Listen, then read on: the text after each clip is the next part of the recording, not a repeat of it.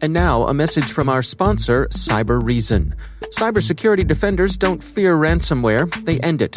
With CyberReason, defenders detect and stop ransomware that even others miss, a promise backed by their $1 million breach warranty. At CyberReason, they don't fear ransomware, they end it. Learn more at cyberreason.com.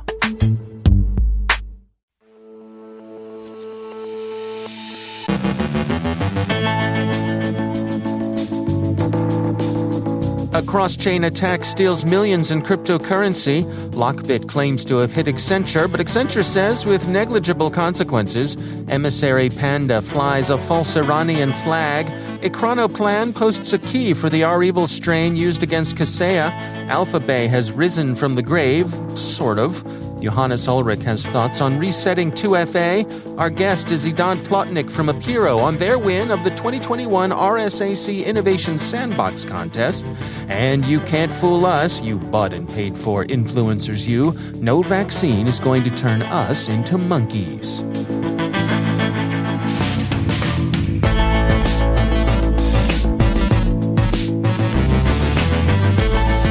From the CyberWire studios at Data Tribe, I'm Dave Bittner with your CyberWire summary for Wednesday, August 11th, 2021.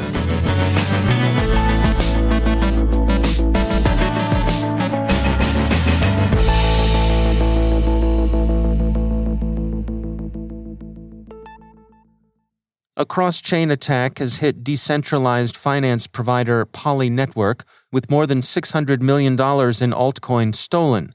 The block assesses the total theft as greater than $611 million. The BBC puts the losses at $267 million of Ether, $252 million of Binance, and about $85 million in USDC. Poly Network appealed to the thieves to return the stolen coin, and their Dear Hacker plea appears to have fallen on mildly repentant or at least slightly fearful ears. Poly Network tweeted that so far they've received a total value of just over $4.7 million in assets returned by the hacker. So that leaves $599,227,000 in change out there still missing. Decentralized finance providers, or DeFi for short, enable users to shift tokens from one chain to another. The theft from Poly Network is probably the largest theft from a DeFi organization to date. Why the crooks would have returned even a fraction of their take, assuming it wasn't clawed back through misconfigured criminal wallets, is unclear, especially since it amounts to just a fraction of the total haul. There's plenty of speculation in Twitter. Poly Network told the crooks they know who they are, and so on, but really nothing is known for sure so far. The Block, which keeps tabs on this sort of thing, says the blockchain security outfit Slowmist said it knows the attacker's email address, IP information, and device fingerprint, and that it's offered to share these with Poly Network in the hope of achieving what Slowmist calls a happy ending. In the meantime, efforts are underway to block the stolen funds. Le Parisien reports that LockBit's operators claim to have executed a ransomware attack against Accenture. According to CNBC Washington correspondent Iman James, the attackers said they would shortly release some of the files they obtained and have offered to sell unspecified insider Accenture information to interested buyers. Since these early reports emerged, Accenture late this morning told ZDNet that, quote, "Through our security controls and protocols, we identified irregular activity in one of our environments. We immediately contained the matter and isolated the affected servers. We fully restored our affected systems from backup. There was no impact on Accenture's operations or on our clients' systems." End quote. Security firm Mandiant describes a Chinese false flag cyberespionage operation against Israeli targets. The UNC 215 group, also tracked as APTA-27 or Emissary Panda, represented itself as an Iranian threat actor working from Tehran. UNC 215 was fastidious in its efforts to clean up its spoor, taking care to remove as many forensic artifacts of its activity as possible. It also sought to avoid attribution by flying a false Iranian flag, one that would likely be taken as genuine given the deep mutual distrust between Israel and Iran. Mandiant says, quote, "The use of Farsi strings, file paths containing Iran, and web shells publicly associated with Iranian APT groups may have been intended to mislead analysts and suggest an attribution to Iran. Notably, in 2019, the government of Iran accused APT-27 of attacking its government networks and released a detection and removal tool for Hyperbro malware." End quote. In any case, the researchers unambiguously attribute the activity to Beijing, not Tehran, and explain that, quote, "UNC 215 has compromised organizations in the government, technology, telecommunications, defense, finance, entertainment, and healthcare sectors. The group targets data and organizations which are of great interest to Beijing's financial, diplomatic, and strategic objectives." End quote. Security firm Flashpoint believes it's found a REvil decryptor posted to the Russophone XSS forum by a threat actor going by the hacker name Ekranoplan. Bleeping Computer reports that the key is specific to the variant used in the Kaseya attack and not a universal decryptor.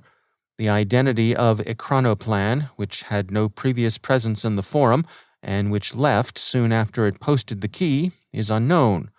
Why Ekranoplan as a nom de hack?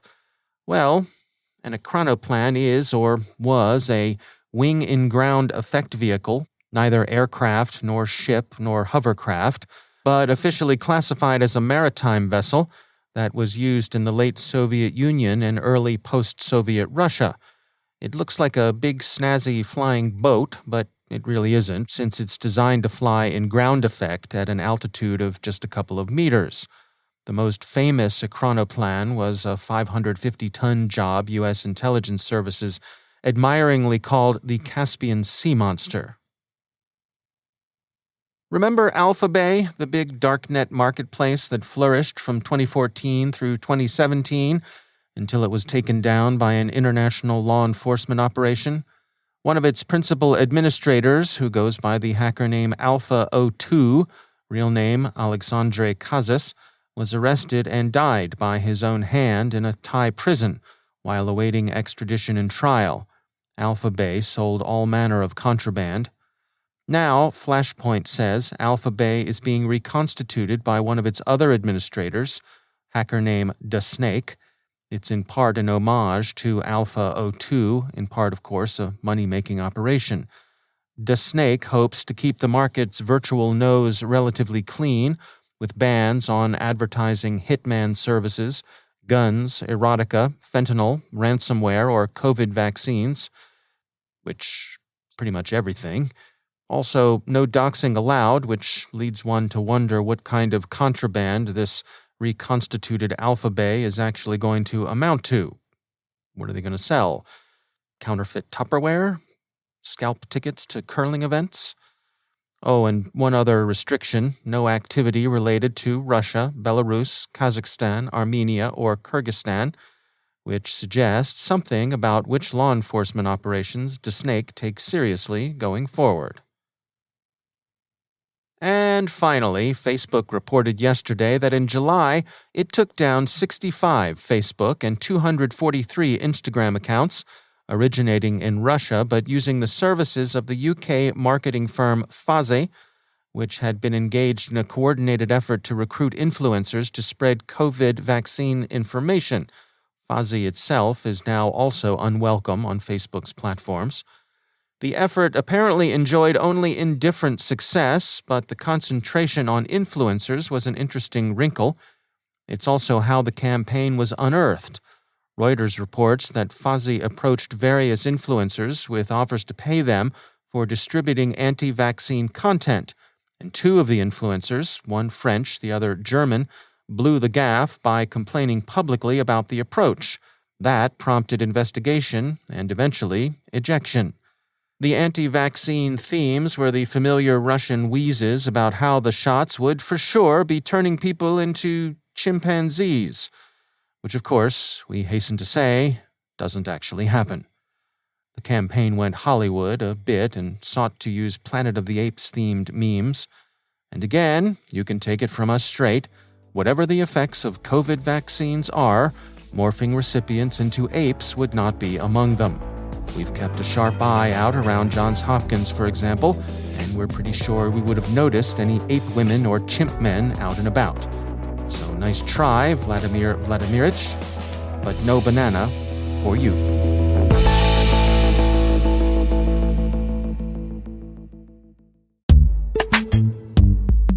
And now, a word from our sponsor, Barracuda. A year ago, your business may have been part of that massive shift to remote working employees. Ever since, cybercriminals have been working overtime. Now, they're leveraging activity around the COVID vaccine to disguise phishing attacks, hoping to steal money or personal information. That can cost you customers hundreds of thousands of dollars and your reputation in the marketplace. Your email gateway is good for stopping viruses, but you're defenseless against targeted attacks like phishing, account takeover, and hijacking. The Barracuda Email Threat Scanner is a free tool you can use right now to help protect your employees, your business, and your customers. The Barracuda Email Threat Scanner analyzes your Office 365 accounts and identifies malicious emails that slipped past your gateway. Find the cybersecurity threats that are hiding in your Office 365 email right now. Use the Barracuda Email Threat Scanner for free at barracuda.com/cyberwire. That's barracuda.com/cyberwire. And we thank Barracuda for sponsoring our show.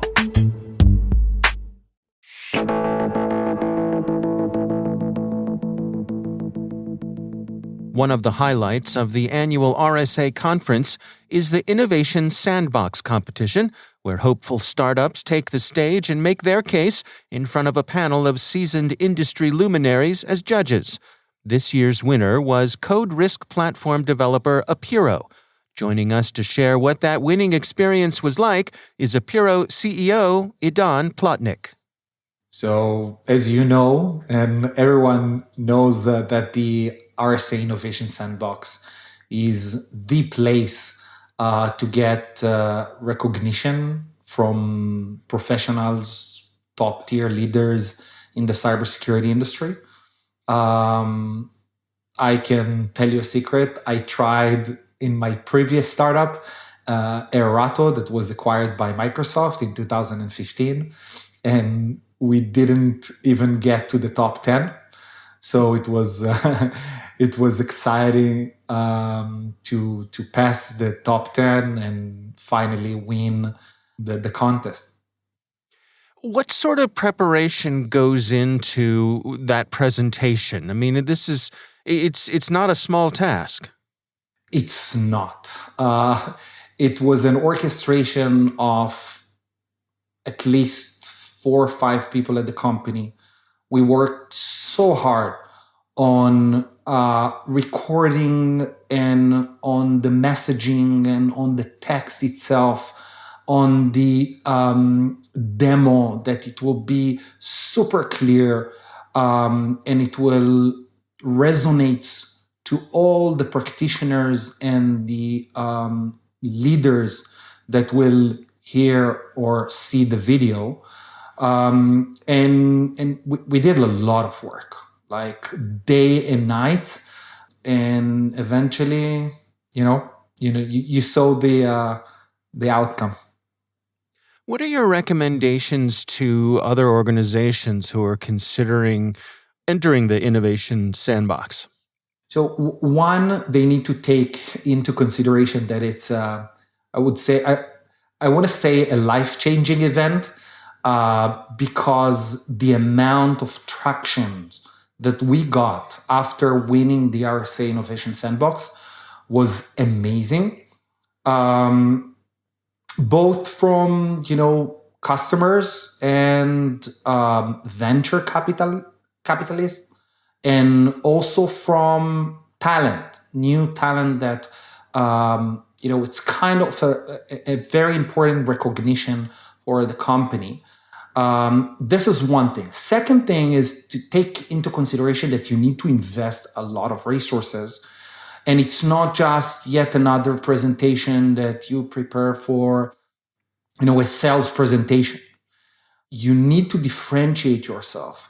not only in the technical capabilities, but also in the big picture. Like why the problem that you are solving is much bigger than all others in the competition. And we had an amazing, companies out there. This is basically what you need to take into consideration. One, the impact of winning. You need to have the fundamentals, or maybe even more than the fundamentals, but you need a way to collect all this feedback that you will get after winning. And before that, you need to take into consideration that you need to invest a lot of resources. What was that day like when you were waiting for the results to come back? How were you feeling that day? This was very emotional for all the company, not only for me personally. A lot of people invested a lot of resources, and the culture in Apiiro is that everyone feels that it's kind of their baby. They invested a lot of resources in the product, in the engineering, in the messaging, in everything around this success.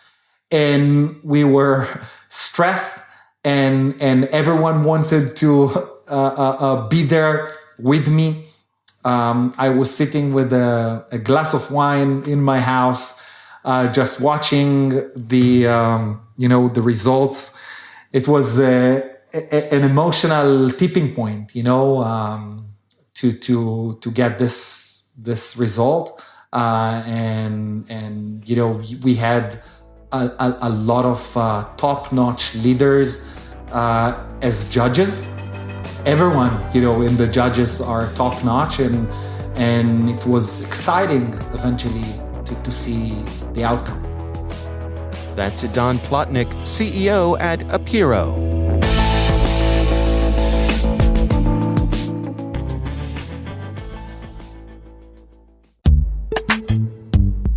It's time to take a moment to tell you about our sponsor, LookingGlass, a global leader in cybersecurity.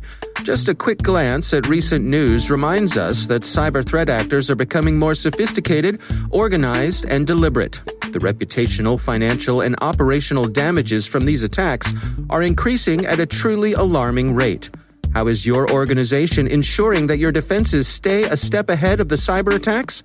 LookingGlass can help you tailor your threat intelligence to ever-changing attack vectors and adversaries.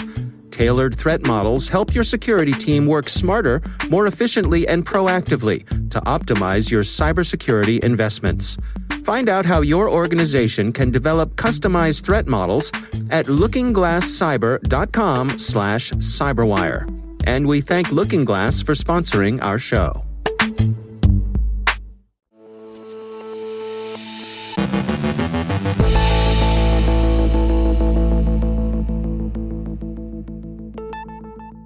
And I'm pleased to be joined once again by Johannes Ullrich. He is the Dean of Research at the SANS Technology Institute and also the host of the ISC Stormcast podcast.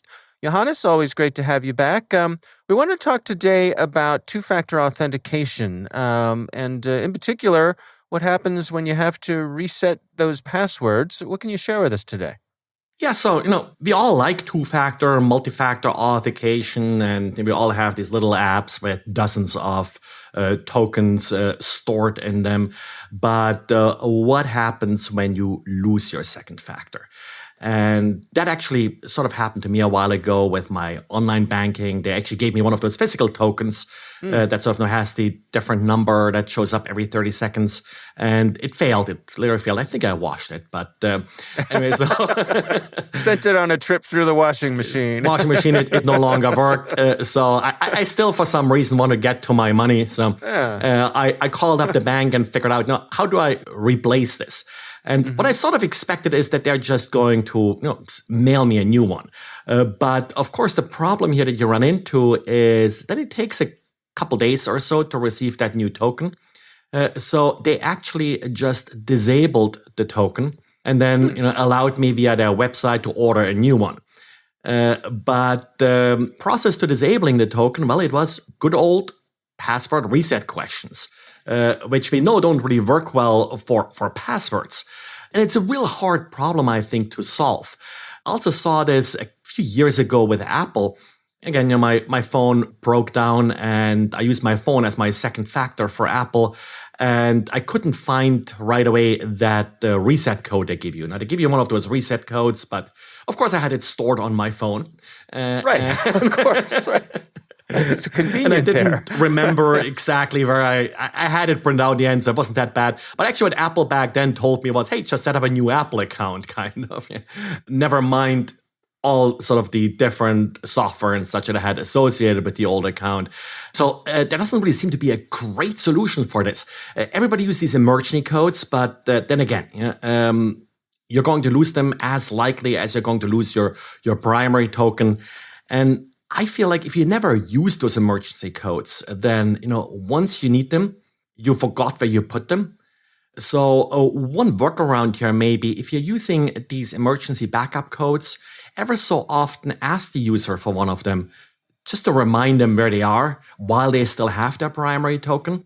And then at that point, if they can't find them, if they lost them or whatever, they can always issue new ones because they still have their primary token.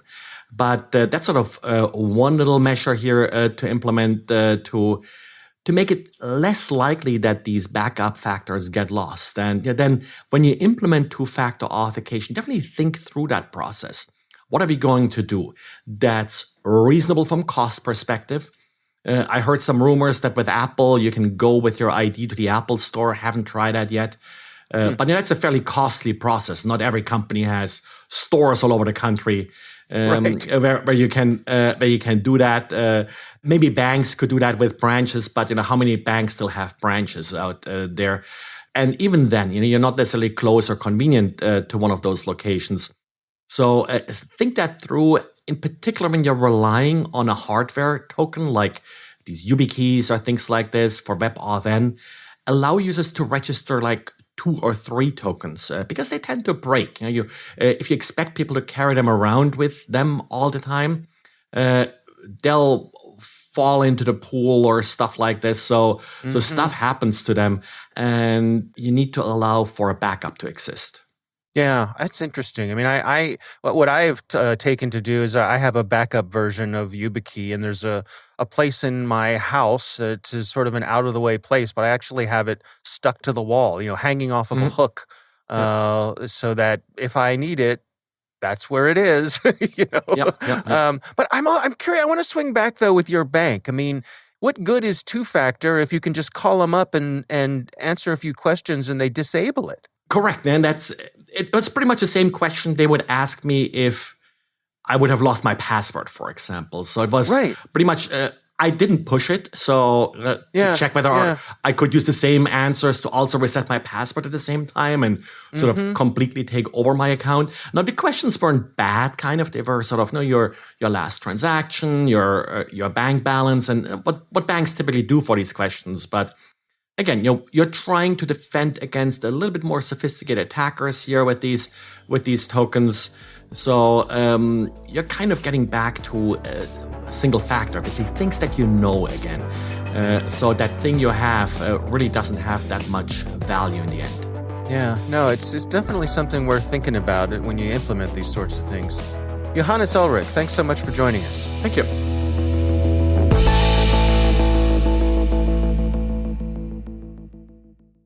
Thanks to all of our sponsors for making the CyberWire possible. Could your company benefit by reaching our large and influential audience? Send us a note at thecyberwire.com/sponsor.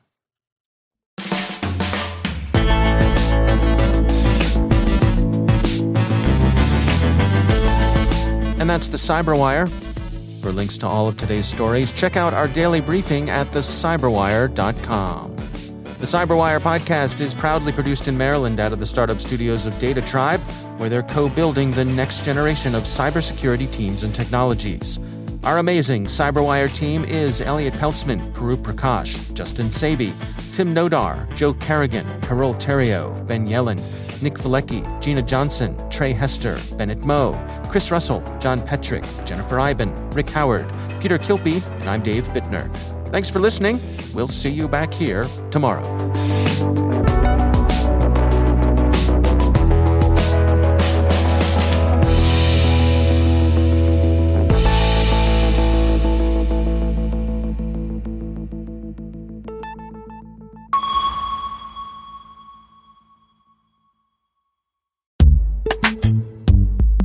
And now, a message from our sponsor, Arctic Wolf. When it comes to mitigating the impact of a security incident, minutes matter. So the question is, how long would it take your organization to detect a ransomware attack? The answer could be the difference between business as usual and devastating consequences to your customers' bottom line and reputation.